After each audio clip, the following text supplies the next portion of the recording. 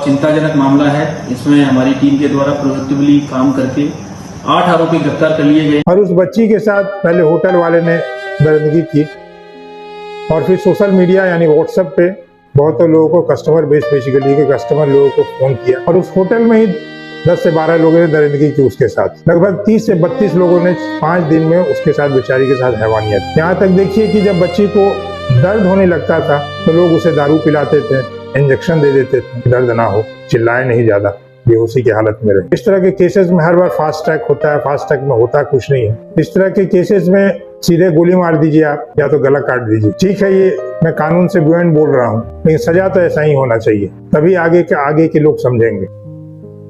इस तरह के राक्षस जो लोग रह रहे हैं तभी उनको सीख मिलेगी। हमारी बेटियां कब सुरक्षित होंगी? रोज नए नए घटनाएं सुनने को मिलती हैं और यहाँ कोई उम्र की सीमा तय नहीं है। 4 साल की बच्चियों को भी दरिंदगी का शिकार होना पड़ता है। मैं आज बात कर रहा हूँ 13 साल की एक मासूम सी बच्ची जो 8वीं क्लास में पढ़ती थी।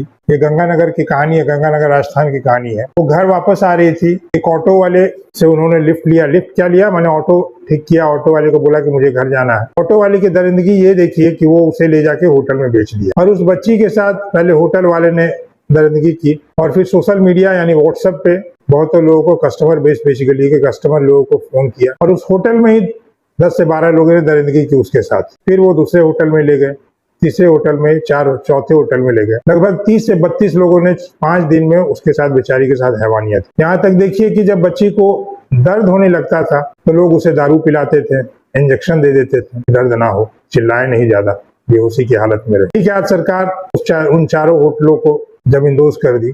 10 से 12 लोग अरेस्ट हुए। सबसे पहले ऑटो वाले आइडेंटिफाई हुए। 5 दिन में वो बच्ची रिकवर कर गई, मनी मिल गई। लेकिन प्रश्न उठता है कि भाई जब same day mother father complain कर चुके थे तो ये 5 दिन कैसे लगा खोजने में? 5 दिन का वक्त बहुत लंबा है। यहाँ पुलिस की भी गलती है। दूसरी बात, प्रश्न उठता है कि बच्ची 10:30 बजे रात को क्यों आ रही थी? अब ये मैं बहुत डिटेल नहीं बता पाऊंगा, लेकिन 10:30 बजे छोटी सी बच्ची का कोई समय नहीं है कहीं से वापस आना, या तो ट्यूशन से आ रही होगी या बाजार से कहीं से आ रही होगी। तो ये बच्ची को आप अकेले क्यों छोड़े? अब प्रश्न उठता है कि इस तरह की दरिंदगी को रोका कैसे जाए? तो कुछ तो नियम चेंज करने पड़ेंगे सरकार को। इस तरह के केसेस में हर बार फास्ट ट्रैक होता है, फास्ट ट्रैक में होता कुछ नहीं है। इस तरह के केसेस में सीधे गोली मार दीजिए आप या तो गला काट दीजिए। ठीक है, ये मैं कानून से बियॉन्ड बोल रहा हूँ, लेकिन सजा तो ऐसा ही होना चाहिए, तभी आगे के लोग समझेंगे। इस तरह के राक्षस जो लोग रह रहे हैं तभी उनको सीख मिलेगी। नहीं तो जनरल फास्ट ट्रैक में आप उसको दे दीजिएगा, आजीवन कारावास दे दीजिएगा, 7 साल बाद उम्र कैद की सजा देने के बाद फिर किसी को फांसी दे दीजिएगा। बहुत रेयर केस में फांसी होती है।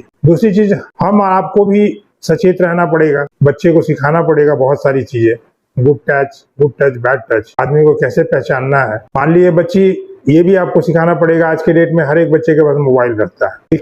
किसी की भी गाड़ी में बैठो तो लाइव लोकेशन ऑन कर दो, शेयर कर दो किसी नजदीकी आदमी को, पेरेंट्स को कर दो, भाई को कर दो, बहन को कर दो, दोस्त को कर दो। ऑटो हो चाहे कैब हो, उसका एक नंबर शेयर कर दीजिए आप बैठने के पहले। अनजान लोगों के साथ कहीं भी जाने के लिए मना करिए आप, किसी भी अनजान व्यक्ति के साथ ना जाए बच्चे, क्योंकि इस तरह के राक्षस हर जगह हर मोहल्ले में घूम रहे हैं। बहुत बार आपके घर में घूम रहे हैं इस तरह के राक्षस। इन राक्षसों से सबसे पहले बेटियों को आपको बचाना है, हमें बचाना है। पुलिस बाद में आती है, पुलिस के भरोसे हर काम नहीं होता है, इसलिए बहुत सी शिक्षा आपको बेटियों को खुद देना है, हमें देना, आपको देना है। मैं तो बस यही कहूंगा, इस तरह के जो 30-32 लोग हैं उन पे अरेस्ट करके आप पॉक्सो एक्ट लगाइए और जितना जल्दी हो सके डिसीजन दे। अब जो बीत गया वो तो वापस नहीं आएगा, लेकिन कम से कम उनके माँ बाप को थोड़ी संतुष्टि होगी। अब आप भी इस तरह क्या राय देते हैं आप कृपया कमेंट में लिखें। बहुत बहुत धन्यवाद।